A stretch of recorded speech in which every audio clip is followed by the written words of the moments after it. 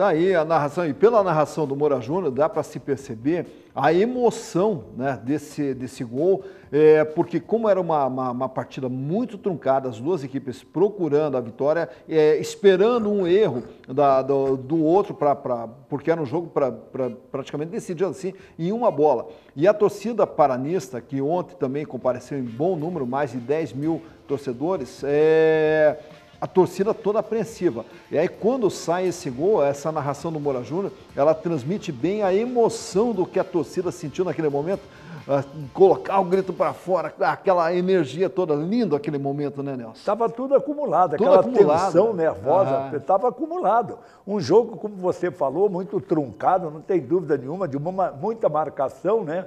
E de ambos os lados, né? E os goleiros praticando milagre, essas coisas todas. Então, na hora que sai um gol da maneira que saiu, que até o cara imagina assim, poxa, um jogo daquele, como é que o cara deu uma bobeira daquela, um atrapalhou o outro, porque o futebol é assim. Exato. Quando não é a qualidade de alguém para definir um jogo, e a qualidade existiu, porque embora o jogador tenha ficado a caráter para matar o gol, para marcar o gol, matar o jogo, inclusive, ele teve a qualidade da finalização, né? Agora, Um cabeceou e tirou do outro. Os dois zagueiros foram na mesma bola, aquilo que eu falei.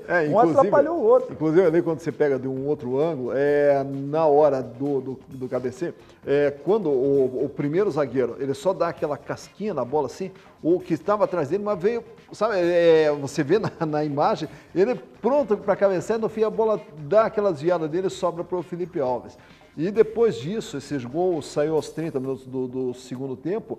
Aí o Paraná tinha mais 15 minutos para segurar esse resultado. O Vila Nova, naturalmente, foi para cima. E aí, quando o árbitro aponta lá mais 5 minutos, aí a torcida fica num desespero e aqueles 5 minutos não passam nunca. Aí, quando termina, o árbitro encerra a partida aos 50 minutos do segundo tempo. Aí é como se fosse um segundo gol. Um alívio geral, né? Isso aí vem acontecendo, são testes cardíacos. Né? Exatamente. O pessoal tem que dar um refresco danado, já começa a procurar água, onde tem água aí, né? Não só para beber, mas para jogar na cabeça também. Exato. E agora o Paraná Clube tem a outra decisão na próxima terça-feira contra o Oeste. O Oeste está um pouquinho mais afastado, apesar que o Oeste ainda não jogou nessa rodada, vai enfrentar o Brasil de Pelotas, e o Oeste está com 49 pontos. Caso ganhe do Brasil de Pelotas, ele vai a 52, o Paraná está com 56. Uma vitória do Paraná contra o Oeste também afasta o Oeste, já abre praticamente 7 pontos daí do Oeste. Então, abrindo 5 pontos do Vila Nova, abrindo 7 pontos do Oeste,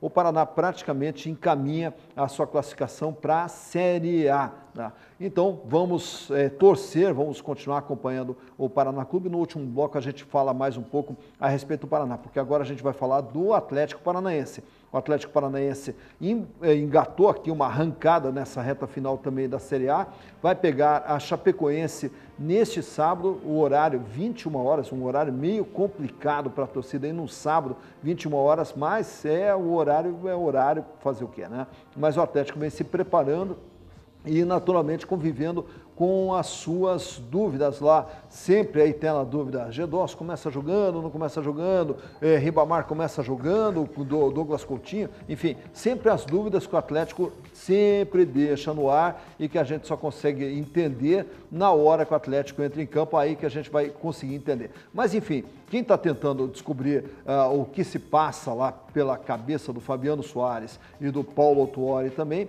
é o Eduardo Deste, que vai nos trazer as informações a respeito do Atlético. Tudo bem, Edu? Chega mais.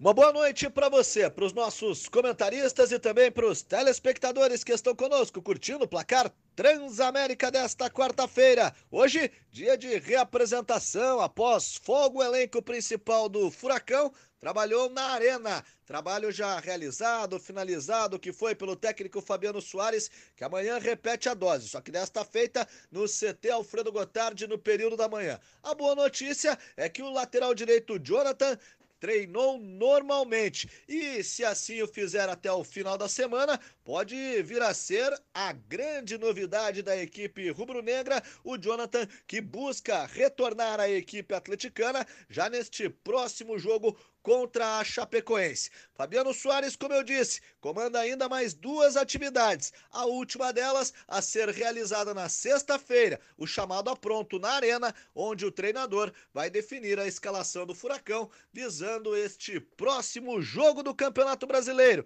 jogando no sábado às 9 da noite no estádio rubro-negro contra a Chapecoense. Assim sendo, eu retorno com você aí nos estúdios do Placar Transamérica. Valeu, Eduardo Deste. Durante essa semana, aqui amanhã, sexta-feira, o Eduardo Deste vai nos trazer mais informações, porque realmente uma das coisas que chama atenção no Atlético e se eu perguntar para o Nelson aqui, que o Nelson também acompanha o Atlético já há muito tempo, inclusive lá pela Rádio Cap, onde já atuou pela Rádio Cap, na Rádio Iguaçu, também que acompanha, e aí eu pergunto para o Nelson assim, Nelson, qual é a escalação do Atlético? Com certeza o Nelson, com toda a experiência dele, vai dizer, não sei. Não, é verdade, eu vou dizer, aí o que você pode dizer? Titular, você pode dizer o goleiro, o lateral direito, quando não está contundido ou quando não está suspenso, a dupla de área, dupla de zaga, embora o Wanderson ultimamente anda sendo titular em lugar do Paulo André, né? o general, né, que o general eterno Thiago Heleno, titular efetivamente ali. Lá, e agora firmaram o Fabrício também, que é uma boa ficar ali pelo lado esquerdo. Então, até aí, tudo bem. Agora aí vem as incógnitas, né? G2, o Pavês, pelo menos, é certo. Aí, depois, no meio de campo, Lúcio. O Lúcio é importante. Eu acho o Lúcio um jogador muito importante, porque ele joga para o time, não para o público. Exatamente. Né? Aí, depois, aí você tem as dúvidas. Quem? Sid Clay, G2, Nicão. Douglas Coutinho, Nicão pela direita, Nicão pela esquerda. O Lucas Fernandes. Ribamar, Pablo. O Ribamar tem que ser titular sempre, não tem dúvida nenhuma. E aí você fica naquela Rosseto, aí você tem que ver quem que ele vai colocar. Ele deixa o G2 para colocar depois, entende? Então, essas são as incógnitas que o treinador, ele deixa no ar. Agora, por que será? Será porque o outro treinador o Atlético joga assim, como o rapaz do Vila Nova fez contra o Paraná. Estudaram como o Paraná joga e realmente demonstrou isso durante a partida. Será que é isso que o treinador do Atlético imagina? Não, vamos disfarçar, vamos começar com fulano e depois colocamos ciclano, né? Mas isso aí também, para o torcedor entender, Agora, só complicado. Que aí que está a história, é que o torcedor, inclusive a gente observou isso aí no último jogo do Atlético, o torcedor, quando ele já vê que o Atlético entra sem o G2, estamos aqui defendendo o G2 justamente pelo futebol que o G2 joga, é um jogador acima da média, já demonstrou que ele é um jogador acima da média, tanto na construção das jogadas, no passe qualificado, no arremate de fora da área, na bola parada, o G2 ele mostra que tem uma qualidade acima da média. E aí o que ocorre? Toda a torcida do Atlético, quando o Atlético entra em campo, já fica olhando, pô, cadê o G2? Por que o G2 não começou a jogar? E aí durante a partida, e isso você observa lá na arena, a gente quando está presente na arena, observa a torcida pedindo o G2. Daí lá, por volta de 10 minutos do segundo tempo, aí o técnico chama o G2, a torcida delira, tal, né, que foi atendido, aí o G2 vai lá, resolve o problema, daí fala assim, não, porque você vê como eu acertei o time, que as falhas, não, mas não é que você acertou, é que você já deveria ter começado certo, já deveria ter começado com o G2, então não é que a entrada do G2, eu consertei o que não estava funcionando. Não, sabe o que é isso? O que eu acho é o seguinte, ele quer deixar no ar uma incógnita que o G2 talvez não tenha preparo físico, não esteja fisicamente preparado para jogar os 90 minutos, como o Lúcio. O Lúcio também é outro que começa, aí lá para os 10, 20 minutos do segundo tempo, sai o Lúcio, entra o Rosseto. Isso é automático praticamente, né? Então pode ser, ter algum problema físico, às vezes, que o cara não aguenta os 90 minutos, né? Pode ser, mas eu não creio. Eu também não creio, porque o G2 é um menino de 23 anos de idade, é um menino que é atleta profissional, vive disso, quer dizer, com 23 anos de idade, se não suportar 90 minutos de jogo, então tem algum problema errado com a preparação física do elenco, né? Mas enfim, independente de qual é a escalação, como que o Fabiano Soares vai entrar, o que se espera é que justamente que o Atlético faça uma excelente partida contra a Chapecoense, porque agora o Atlético começa a olhar o G7, com possibilidade de fazer parte do G7 e conseguir uma vaga na Libertadores do ano que vem. E a Chapecoense, tudo bem que é um time organizadinho, um time arrumadinho, conseguiu uma vitória nesse último final de semana, mas a Chapecoense, ou com o Atlético jogando em casa, o Atlético tem o dever de vencer a Chapecoense, fazer valer a força da Arena da Baixada, impor o seu futebol sobre a Chapecoense e sair com resultado positivo, que não pode perder ponto dentro de casa, né, Nelson? Isso não tem dúvida nenhuma, principalmente agora em que há uma esperança, uma expectativa do torcedor atleticano, que o Atlético começou mal esse campeonato. O Atlético começou não honrando o fator campo. Sim. Coisa que não aconteceu ano passado. Ele ganhou tudo em casa. Esse ano ele começou tomando pau fora de casa e em casa. Agora não, agora parece que o Atlético acertou um caminho de ascensão. Então o que nós temos que contar e esperar? É que realmente está no momento melhor o Atlético. E olha, o principal desta melhora do Atlético, sabe qual é? é que está numa reta decisiva.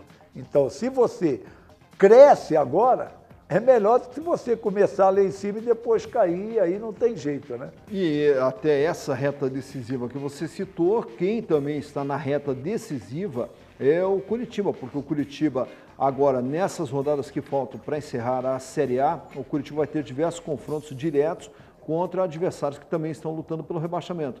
E aí, como eu falei no começo do programa, o Curitiba tem uma série de decisões. E a primeira decisão é nesse domingo contra o Sport de Recife. Por quê? Porque o Sport de Recife está a 3 pontos acima do Curitiba. Uma vitória do Curitiba, tudo bem, jogando fora de casa, contra o Sport de Recife, já coloca na mesma pontuação. Então aí o Curitiba já começa a puxar esses oponentes que estão melhor classificados, puxar para baixo essa turma. E aí o Curitiba já começa a ver o horizonte para poder escapar dessa turma aí. Então, a primeira decisão do Curitiba é nesse domingo contra o Sport Recife. E a preparação toda do Curitiba, quem está acompanhando é o Daniel Valdrigues. Muito boa noite, chega mais, Daniel. Muito bem, um forte abraço para o amigo que acompanha o Placar Transamérica. Nós estamos chegando para falar a respeito do Verdão Coxa Branca. A equipe comandada por Marcelo Oliveira deu início à semana cheia de trabalhos visando a partida contra o Sport no próximo domingo na Ilha do Retiro, ontem no CT da Graciosa. As atividades começaram com trabalhos divididos em campo e na academia do CT. No gramado, os atacantes Kleber e Alexandro, em processo de transição, realizaram atividades com o grupo.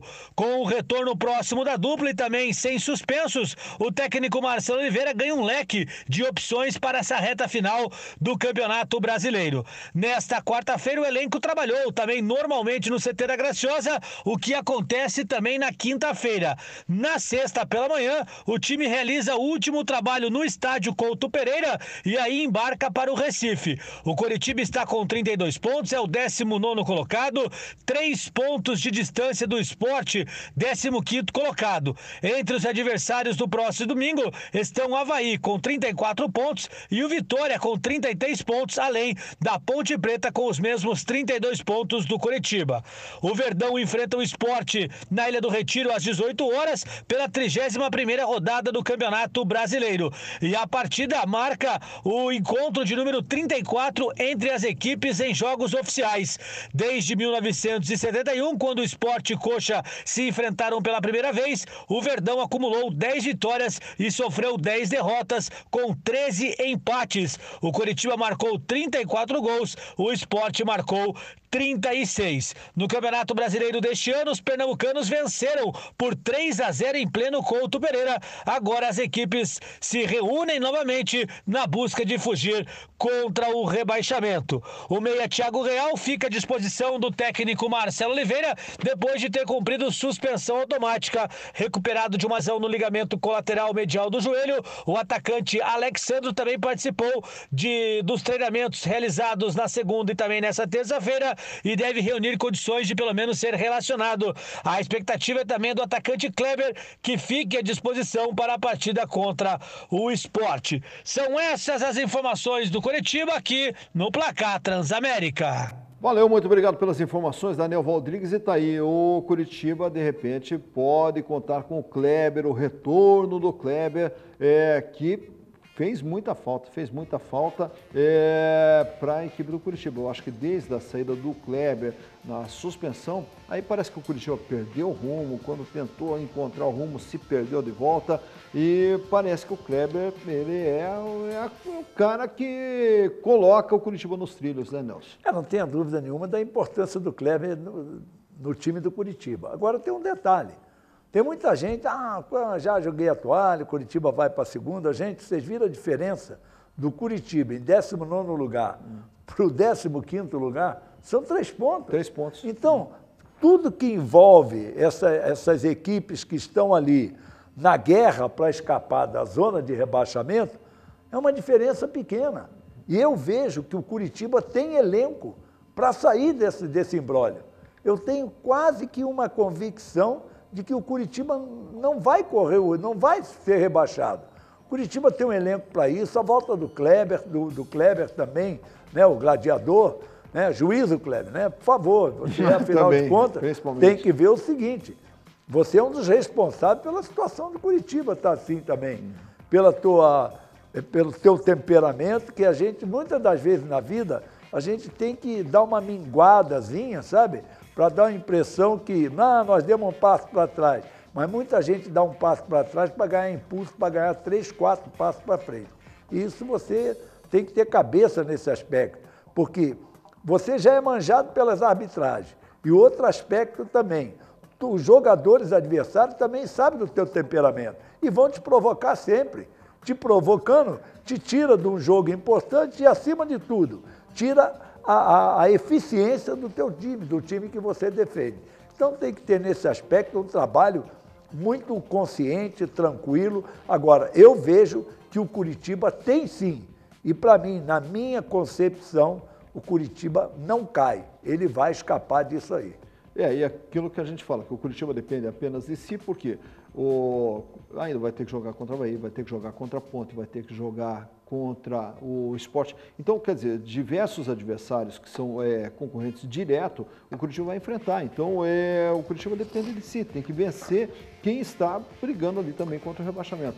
E até, você falou do Kleber ali também, o Henrique Almeida também deu uma coletiva até falando de um possível retorno do Kleber ali, e o Thiago Real também falando da situação dele como não só jogador, mas como torcedor também do Curitiba. Vamos acompanhar a coletiva do Henrique Almeida e Thiago Real.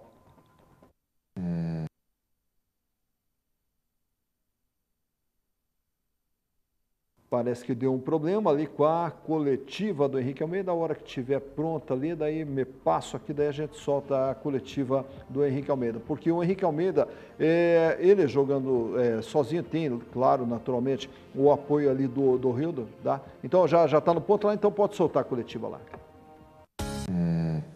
Pensar pelo lado positivo. Foram 6 pontos disputados, ganhamos 4. Sendo um dentro de casa e um fora, né? Acho que os resultados não foram ruins, foram bons. Tem que valorizar esse ponto fora de casa, eu tenho certeza que vai fazer diferença no final. E agora vai ter a semana cheia para trabalhar e é muito bom para a gente poder ir lá contra o Sport, que é um um confronto direto, né? Ali, e ir lá fazer um excelente jogo e trazer a vitória. O importante é sempre ganhar, né? Sabemos que do outro lado também tem qualidade, também tem um time, estão também querendo ganhar e acaba que na casa do adversário, um pouco mais complicado, mas nós vamos para tentar ganhar o jogo, vamos lá para tentar buscar a vitória, os 3 pontos, mas um ponto sempre é importante. O importante no brasileiro é não perder, porque se você não perder, a outra equipe, no caso o Sport, não distancia, fica ali na mesma posição e a gente fica muito próximo. Antes do jogo do Cruzeiro, eu falei com o Erley até, que depois do jogo do Vasco nós estaríamos fora da zona, que seriam 2 vitórias, né? Entre Cruzeiro e Vasco. Felizmente conseguimos apenas um empate lá, no Rio, que ainda nos deixa numa situação um pouco ruim, né? Mas se você se apegar a esses dados, né? Esse aproveitamento dos últimos 6 pontos, são 4 pontos conquistados, nos dá um ânimo muito grande para essa sequência. E, sem dúvida nenhuma, você fazer uma sequência aí de 2, 3 vitórias já te joga lá para cima, né? Agora ainda aumentou um pouquinho a diferença do 10º, né, ali para o pessoal de baixo, mas já chegou a ser uma diferença de 2, 3 pontos apenas. Então, está muito equilibrado, né? É difícil você conseguir essas 2, 3 vitórias seguidas, não é fácil, porque estamos numa fase da competição que todo mundo briga por alguma coisa, então... são jogos duríssimos e nós já falávamos isso lá no início da competição, né? Vamos fazer o máximo de pontos que conseguirmos, porque no final todo mundo briga por alguma coisa e os jogos ficam cada vez mais difíceis, né? Então vamos concentrar bastante para essas últimas rodadas agora, tentar fazer o mais rápido possível essas vitórias consecutivas, né? Para que a gente possa sair o mais rápido possível ali de baixo e brigar por uma Sul-Americana, que agora é o nosso foco principal. Tá aí, então, já sonhando com a Sul-Americana. Eu, particularmente, sonho apenas com escapar do rebaixamento, já está de bom tamanho para o que aconteceu ao longo desse ano. E a oportunidade é nesse final de semana, já no domingo, o Curitiba, se conseguir uma vitória contra o Sport, já começa a pensar em escapar do rebaixamento. Claro que o restante do campeonato vai ser duríssimo também, porque como o Thiago Real falou, todo mundo busca alguma coisa, ou escapar do rebaixamento, ou conseguir uma Sul-Americana, uma Libertadores, ou coisa assim. E o Curitiba ele tem que se preocupar, jogo a jogo, tratar cada jogo como uma final e pensar em escapar da zona do rebaixamento. Mas também no terceiro bloco a gente volta a falar mais do Curitiba, que agora eu quero falar para vocês do Consórcio Sevopa. O Consórcio Sevopa são mais de 50 anos de tradição, realizando sonhos de milhares de pessoas. Você que pensa em ter uma moto, um automóvel, um imóvel, ou até mesmo constituir uma reserva financeira para o seu futuro, para a sua aposentadoria, entre em contato lá com o representante do Consórcio Sevopa e ele vai estudar um plano adequado às suas necessidades. Agora, quando se faz investimento, o investimento tem que se fazer com quem lhe passa segurança, quem lhe passa credibilidade. E o Consórcio Sevopa lhe passa tudo isso pelos seus mais de 50 anos de tradição. Pensou em consórcio Sevopa. A vida pede e o Consórcio Sevopa está aí para lhe ajudar a realizar todos os seus sonhos. A gente vai para um rápido intervalo. Dentro de instantes estaremos de volta aqui com o Placar Transamérica. Voltamos já.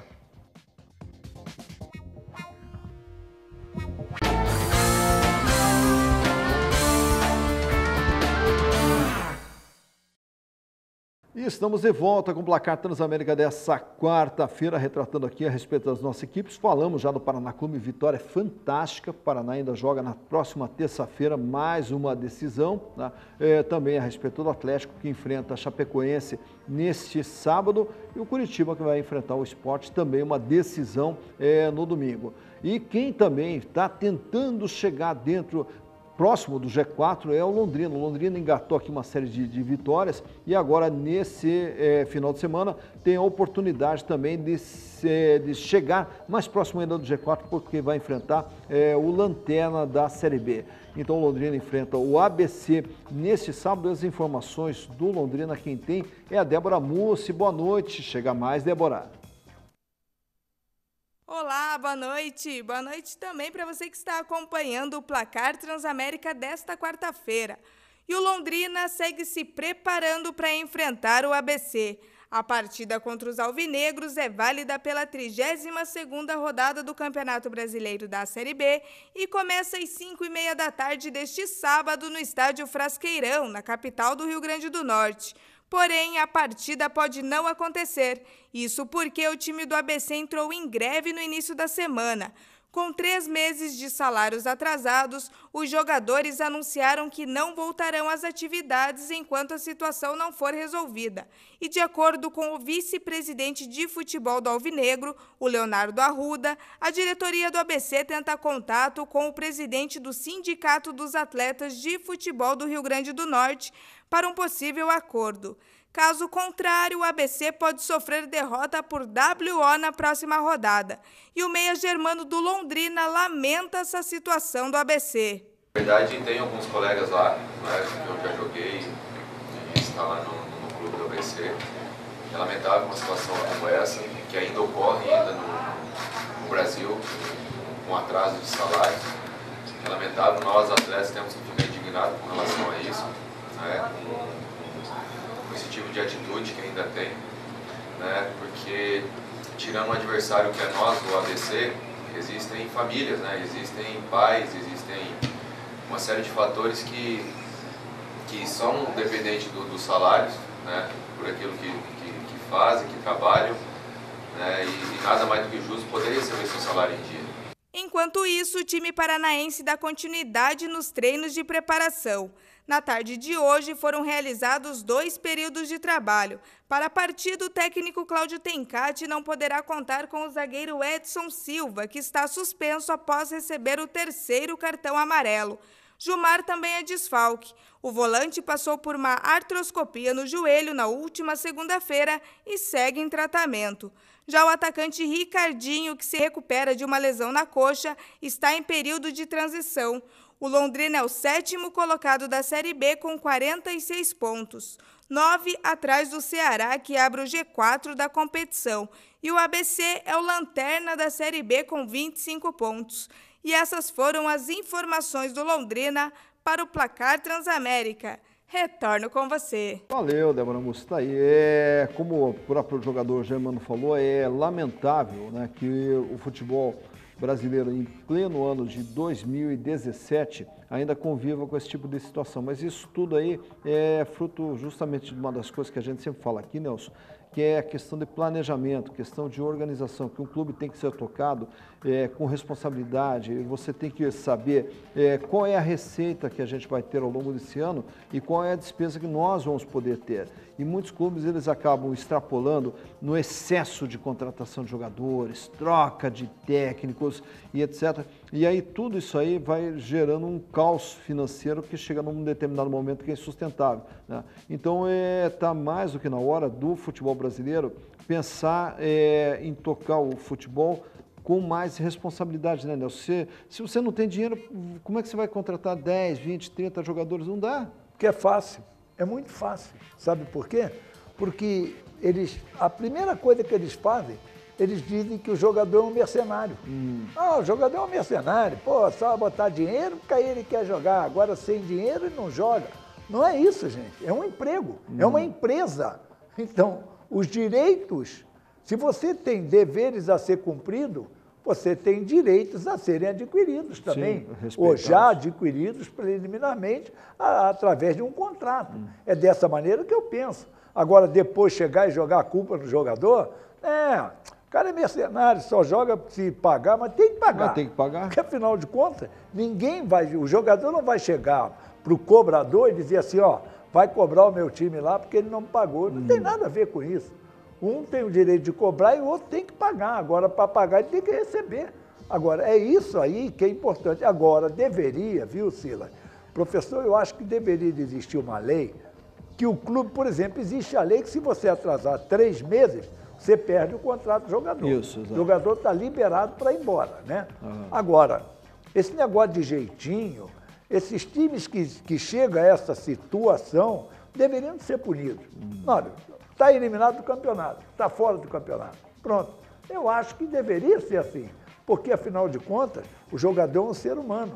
O clube é dirigido por dirigentes até então competentes, porque senão não estariam dirigindo uma entidade de âmbito nacional e até internacional sem capacidade para fazê-lo. Mas a impressão que dá é que, às vezes, os clubes são dirigidos por gente que realmente não tem capacidade. Talvez aquele, mas é que eu amo o clube. Tudo bem que você pode ser um apaixonado pelo clube, um torcedor, mas só que é o seguinte, tem que ter competência. Para tocar um clube tem que ter competência, visão de planejamento, visão financeira, visão de administração e não só a visão do futebol. Tem que ter também a visão do futebol, sim, mas tem que ter a visão do conjunto. Ô Silas, você ama teu filho e deixa ele passar fome? Não. Você ama a tua família e deixa a tua família amíngua? Isso não existe. Exato. Isso não é amor. Isso tá louco. Por isso que o futebol ele tem que olhar para frente. E uma das medidas que está sendo usadas aí já olhando para frente para combater tanto a questão de violência dentro do futebol, nos estádios de futebol, é a biometria. E o Atlético aqui tem sido pioneiro na utilização da biometria e até nós temos uma matéria a respeito da biometria. Vamos à matéria sobre a biometria do Atlético Paranaense.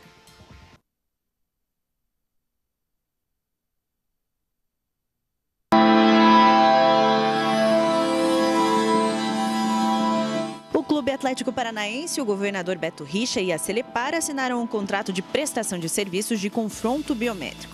Através dele, vai haver uma consulta aos cadastros de órgãos públicos para aumentar a segurança no estádio. Esta medida da biometria vai ajudar em muito para que a gente dê o primeiro grande passo para conter a violência nos estádios, na medida em que as pessoas serão identificadas. Ninguém mais entra no estádio anonimamente. São pessoas que cometem crimes nos estádios, com essas violências já ficarão proibidas em outros eventos esportivos de estar presente, enfim, serão identificadas. E a partir do momento que sai do anonimato, a pessoa vai pensar muitas vezes antes de cometer alguma irregularidade, algum ilícito dentro do estádio de futebol. Mas enfim, eu quero parabenizar o Atlético por ser o primeiro clube. Certamente isso vai se alastrar para o resto do Brasil. Vocês puderam ouvir o governador dizer que nós vamos conseguir com a biometria muito mais segurança. E o que a gente sempre quer, o que o Estado quer, o que a sociedade quer é um ambiente de mais harmonia, de um ambiente de alegria, de entretenimento e com segurança. E que esse local possa ser um local de encontro das famílias para poderem, de fato, ver um bom espetáculo e, além disso, também, né, participar de uma festa, de uma alegria. Mas já desenvolvemos várias atividades em conjunto para poder começar a sentir o que é essa evolução, né? E o objetivo de todos nós é fazer com que melhore a qualidade de vida do cidadão ao mesmo tempo dos espetáculos que acontecem.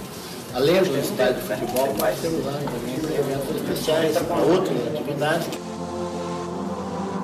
É utilizar o código de barras que Deus colocou nas mãos de todos nós, que são as impressões digitais, que não se repetem nem mesmo entre gêmeos univitelinos, e é uma identidade, então, com 100% de precisão, para que os nossos estádios, nossos eventos sejam locais de congraçamento, de lazer, e não local de riscos e violência.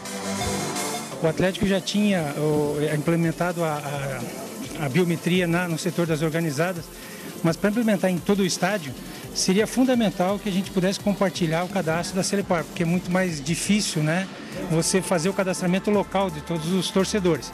Então esse convênio que permite a gente buscar essas informações diretamente na base de dados do Estado, eu diria que não só é visto com bons olhos, como ela é fundamental. É uma marca histórica e o Clube Atlético Paranaense é pioneiro no Brasil.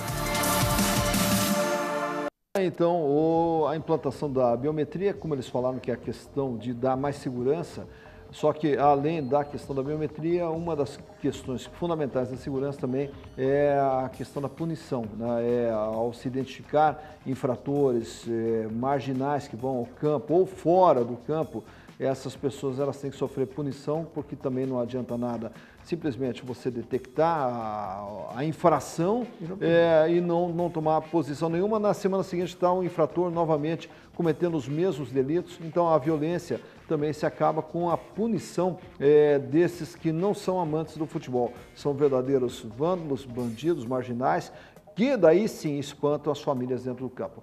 Agora, falando também de Libertadores, hoje à noite nós vamos ter jogo pela Libertadores.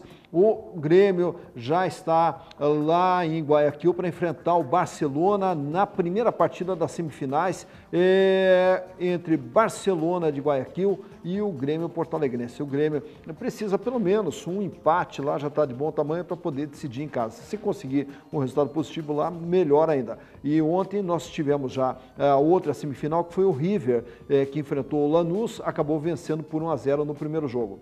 Então, vamos aguardar agora, hoje, 21h45, o Grêmio enfrentando o Barcelona de Guayaquil. E o Renato Gaúcho, que apostou todas as suas fichas na Libertadores, perdeu a Copa do Brasil, não vem bem no Campeonato Brasileiro, perdeu o Campeonato Gaúcho, restou para o Grêmio a Libertadores. E o Renato Gaúcho está apostando todas as fichas na Libertadores. Vamos até acompanhar a coletiva do Renato Portaluppi. Ainda bem que chegou esse dia, né? Porque a ansiedade a gente sente é muito grande, todo mundo querendo jogar e em determinados momentos até atrapalhando um pouquinho o Campeonato Brasileiro, porque não adianta você colocar uma equipe dentro do campo, vocês estão com o pensamento na Libertadores. Mas é um grupo que está acostumado a decidir, o grupo é muito bom. Eu acho que, acima de tudo, eles estão de parabéns por estarem numa semifinal de Libertadores. É o único representante do futebol brasileiro. Então, todos os clubes gostariam de estar no lugar do Grêmio. Nós estamos aqui e vamos procurar representar da melhor maneira possível. Então, a ansiedade ela é uma coisa normal, porque a gente quer que comece logo a partida. Chegou a hora, acho que é um grande momento e está todo mundo preparado. Conversei bastante com o grupo está bastante otimista. Temos todo o respeito pelo Barcelona. Então, tanto o Grêmio como o Barcelona, Lanús e River, se as quatro chegaram, qualquer uma das quatro tem condições de ser a campeã, porque ninguém chega numa semifinal de Libertadores à toa. Está aí, então, Renato Portaluppi, acreditando também que o Grêmio tem condição, sim, até porque o Grêmio apostou muito nessa competição. E hoje também nós vamos ter jogo pela Sul-Americana, vamos ter clássico brasileiro, Flamengo e Fluminense, ou melhor, Fluminense e Flamengo, porque o mando de campo é do Fluminense. E o Henrique Dourado é presença já confirmada para esse jogo, já que o Fluminense poupou diversos titulares no último jogo contra a Chapecoense, poupou justamente para esse jogo. E vamos acompanhar na coletiva do Henrique Dourado. Olha, eu acho que é uma competição na qual, para nós, algo que, uma coisa inédita que o Fluminense ainda não tem, né? Sabemos disso. E acredito que, não só para mim, mas como para cada atleta, é uma de grande importância, né? Sabemos que temos agora 2 confrontos, que vai ser muito difícil, mas acreditando que podemos dar mais um passo e, quem sabe, chegar à semifinal. Eu também tenho como objetivo também, mas é claro que acho que isso se torna até repetitivo, né? Mas se nós conseguimos a classificação, já irei ficar muito feliz. Sei que pelos números que o Fluminense tem, se eu alcançar a marca de 2 gols, além de se tornar artilheiro da Sul-Americana, me torno um artilheiro da história do clube em campeonato pela Sul-Americana. Acho que com 6 gols, acho que é o maior artilheiro. Isso eu também já busquei também, né? Já olhei. E é um dos objetivos, sim. Mas é claro que antes dele tem os nossos de grupo, né? E se eu for feliz e Deus me abençoar em fazer o gol, com certeza ajudará também a equipe. Então, continuar com a mentalidade em só ajudar o Fluminense, porque lá na frente nós iremos ver o que nós alcançamos, né? Tá aí Henrique Dourado, e pelo outro lado também tem o Flamengo. O Flamengo que foi eliminado da Libertadores, que também dificilmente vai ter condição de ser campeão brasileiro, e também apostando suas fichas na Sul-Americana. E o técnico Rueda também falou da sua expectativa a respeito desse jogo. Vamos à coletiva do Rueda. Y más una copa importantísima, ¿no? Es muy difícil, mas estamos en el camino. Hay que ir jogo a jogo, trabajando esa posibilidad, que sería muy positivo, que sería muy reconfortante anímicamente, mas creo que se está construyendo, se está trabajando para llegar allá. Pienso que es un rival con una muy buena estructura, con buena orientación. Ya es un conocimiento bilateral. Fluminense conoce a Flamengo, Flamengo conoce a Fluminense. Yo pienso que no hay ningún misterio, ¿no? Se conocen las características de los jugadores, se conoce el estilo de juego, las bondades, las debilidades, las fortalezas de cada rival, y creo que va a pasar todo por hacer un juego inteligente, de gran aplicación, y bueno, y saber que ya las decisiones que tomen los jugadores en el campo son vitales para que se marque la diferencia en el juego. E além do Fluminense e Flamengo hoje à noite, a outra equipe brasileira também que vai jogar pela Sul-Americana é o Sport Recife, que vai jogar amanhã contra o Junior Barranquilla. Falando em futebol internacional, quem tem também as informações de futebol internacional é o Matheus Vieira, que já está na ponta da linha. Chega mais, Matheus, boa noite. Boa noite a você que acompanha o Placar Transamérica. Um dos favoritos ao título da Copa do Rei, o Barcelona estreou com sua equipe totalmente em reserva e conseguiu um resultado muito importante. Venceu fora de casa a equipe do Murcia da 3ª Divisão Espanhola por 3-0, com gols de Paco Alacar, Gerard Deulofeu e também José Arnaiz. As equipes voltam a se enfrentar no dia 29 de novembro, às 17 horas no Camp Nou. O Barça pode perder por até 2 gols de diferença, que fica com a vaga. A equipe de Messi e companhia voltam as atenções para o Campeonato Espanhol. Líder do campeonato, o time da Catalunha está com 25 pontos e visitará o Atlético de Bilbao, sábado, dia 28, às 16 horas e 45 minutos. Jogo válido pela 10ª rodada do Campeonato Espanhol. Aqui foram as informações do futebol internacional. Retorno com vocês no Placar Transamérica. Valeu, Matheus Vieira, obrigado pelas informações. E já que estamos falando de futebol internacional, acabou o sonho do título da Seleção Brasileira Sub-17, pois afinal acabou sendo eliminada pela Inglaterra por 3-1. Até vamos ver os gols dessa partida. Foi uma apresentação de gala do jogador Brewster, do Liverpool, revelação do Liverpool, que acabou fazendo os 3 gols, pegando o rebote do goleiro.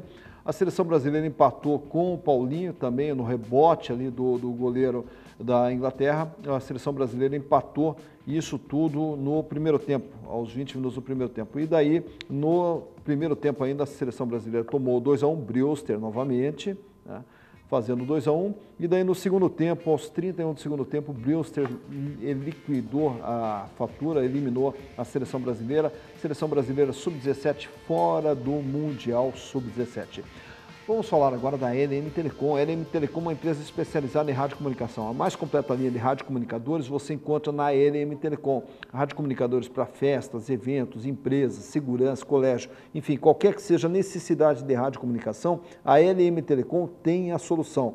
Venda, locação, manutenção com uma equipe altamente especializada, tudo isso você encontra na LM Telecom. Entre em contato lá no 3024 1200. 3024 1200. LM Telecom, especializada em radiocomunicação. Vamos para mais um rápido intervalo. Dentro de instantes estaremos de volta com o Placar Transamérica. Voltamos já.